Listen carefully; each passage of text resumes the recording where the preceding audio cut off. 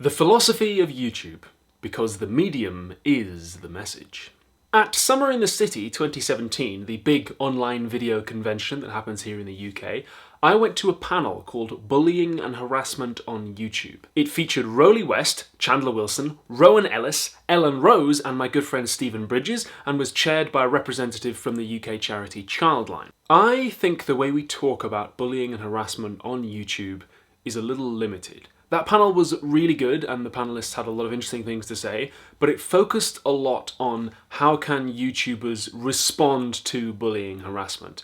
And I think that perspective a little bit too much treats those behaviours as inevitable. In her book The Cultural Politics of Emotion, the philosopher Sara Ahmed talks about pain and warns that fetishizing pain, turning pain into an object, can sometimes obscure the processes and the people that cause that pain to come about. By fetishizing pain, she means making an idol of it, treating it as a standalone thing, not any kind of sexual fetish. And I think that if we're not careful, we run the risk of fetishizing the pain of bullying and harassment online, treating it as a given, as a standalone thing, rather than a product, almost, that people are spending time and energy making and that they shouldn't be. I use the word product advisedly, in fact, because bullying and harassment on YouTube, it's possible to make a career out of that. You can make a pretty decent living spreading misery on YouTube for sport, and you can make money for Google while you're doing it. On that panel I mentioned, Rowan said that YouTube needs to figure out whether it's gonna just be a platform and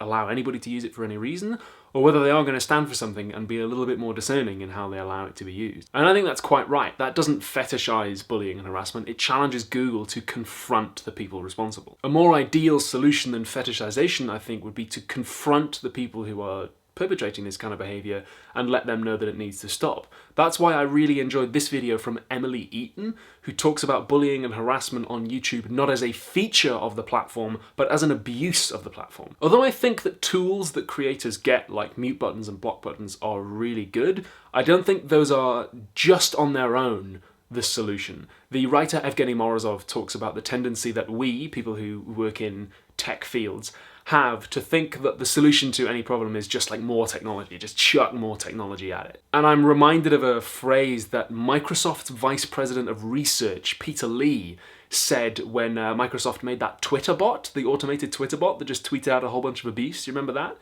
After that happened, he released a statement and he said, "The challenges are just as much social as they are technical," which is, well, yeah, it's spot on.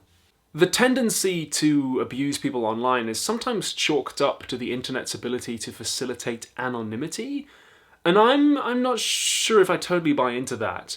I think certainly there is something disinhibitory about the internet, whether that's the speed and the immediacy of it, or whether that's the fact that it's often text-based rather than face-to-face, I don't know.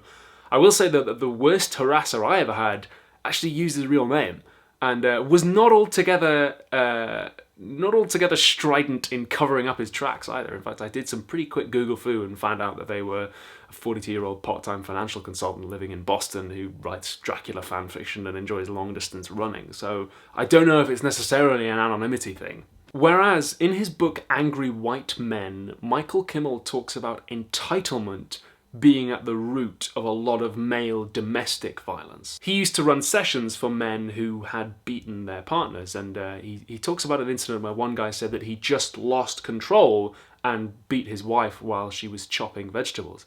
And this idea of losing control was a common thread, he said. And Michael Kimmel asked this guy, he said, "Well, why didn't you just stab her then?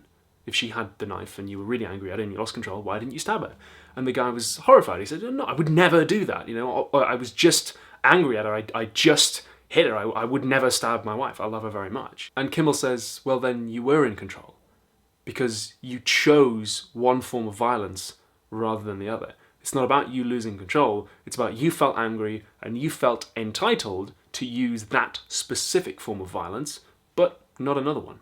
And he says that this was a real breakthrough in that guy's understanding of what he'd done.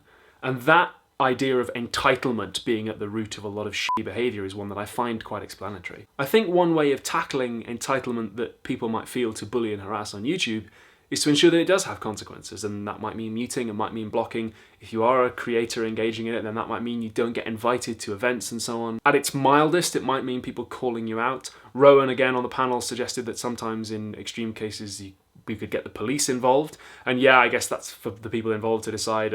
Some of the stories coming out of Gamergate were that the police weren't really tech savvy enough to understand what was going on, but I wouldn't know. I've never tried to get them involved in that sort of thing. Those are steps that don't fetishize the pain, but actually directly confront the labor that produces it.